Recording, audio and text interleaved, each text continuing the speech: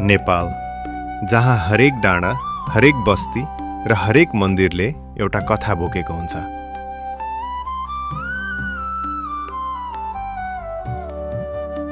गण्डकी प्रदेशको सुन्दर जिल्ला तनहुँ धार्मिक, सांस्कृतिक र प्राकृतिक सम्पदाले भरिएको भूमि। म्याग्दे गाउँपालिका वडा नम्बर 1 मा अवस्थित दबुङ चण्डीदेवी मन्दिर।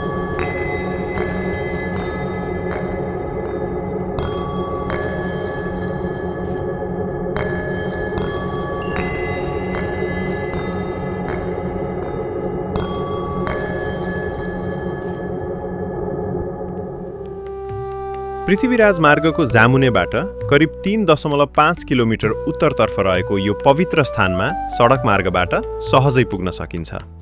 कच्ची सडक पार गर्दै हरियाली जङ्गलको बीचबाट पुगिन्छ। एक यस्तो स्थानमा जहाँ पुग्दा मन आफै शान्त हुन्छ।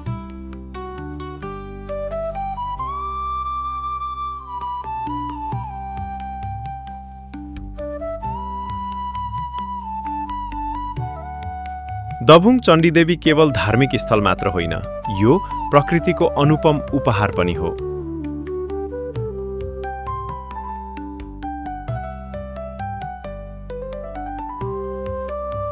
दबुङ चण्डीदेवी केवल मन्दिर मात्र होइन, यो त मगर समुदायको सांस्कृतिक पहिचान र धार्मिक परम्पराको प्रतीक हो।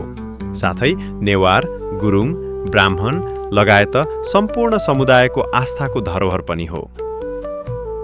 यहाँ पुजारीको जिम्मेवारी मगर समुदायका 8 थुमबाट चयन गरिन्छ। जैथुम 4 घरे, भैसीखर रिस्तुम, कोटमा दर्लामी, खलक सारू, खलक लामी छाने, खलक र गुद्धुम खलक। यी सबै थुमका पुजारीहरूले पालैपालो देवीको सेवा गर्छन्, जसले सदियौं पुरानो परम्परालाई आजसम्म जीवित राखेको छ।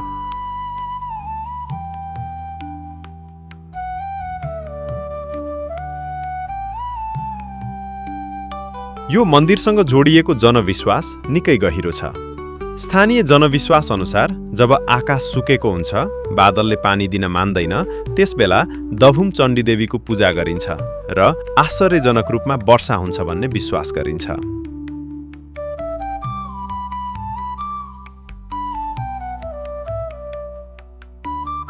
यहाँ पञ्चबली दिने परम्परा पनि प्रचलित छ, जसले धार्मिक विधि र विश्वासलाई अझ गहिरो बनाउँछ। देवीलाई चढाइने भोगहरू सुँगुर, राँगो, बोका, पाठी, कुखुरा आदि र भक्तजनले मनोकामना पूरा भएपछि भाकल चढाउने परम्परा अझै जीवित छ।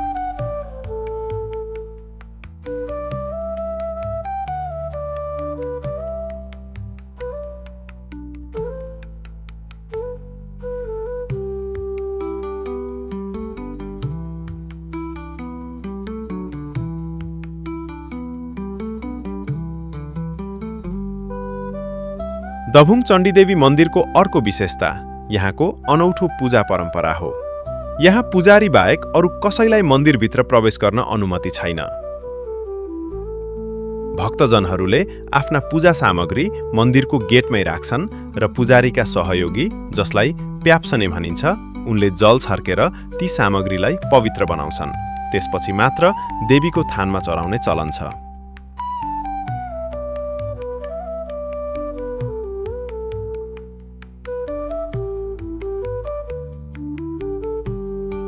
बुढापाकाहरूका अनुसार परापूर्व कालमा मन्दिरको उत्तर पूर्व दिशामा एउटा पोखरी थियो, जहाँ पूजा वा भोजका लागि आवश्यक भाँडाकुँडा आफै उत्पन्न हुन्थे र पूजा सकिएपछि फेरि सोही पोखरीमा समाहित हुन्थे। आज त्यो पोखरी त देखिँदैन, तर एउटा ठूलो रुखको फेदमा रहेको जातो अझै पनि इतिहासको साक्षी बनेर उभिएको छ। हरेक वर्ष वैशाख शुक्ल द्वितीयको दिन यहाँ भव्य मेला लाग्छ, जहाँ हजारौं भक्तजन भेला हुन्छन्। टाढा टाढाबाट आएका भक्तजनहरू पञ्चेबाजाको गुन्जन, नाचगानको उल्लास र भक्तिभावले वातावरण जीवन्त बन्छ।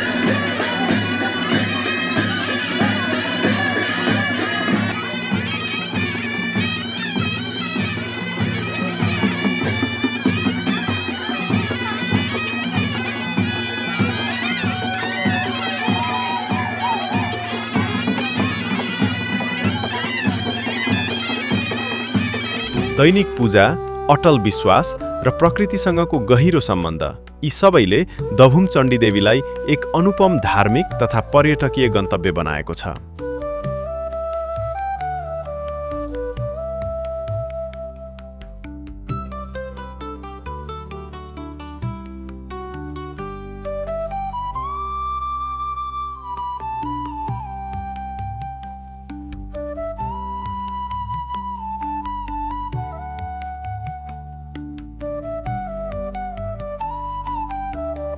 धार्मिक आस्था, सांस्कृतिक सम्पदा र प्राकृतिक सौन्दर्यको सङ्गम भएको दभुङ चण्डीदेवी एक महत्त्वपूर्ण धार्मिक पर्यटकीय गन्तव्य बन्न सक्ने सम्भावना बोकेको छ।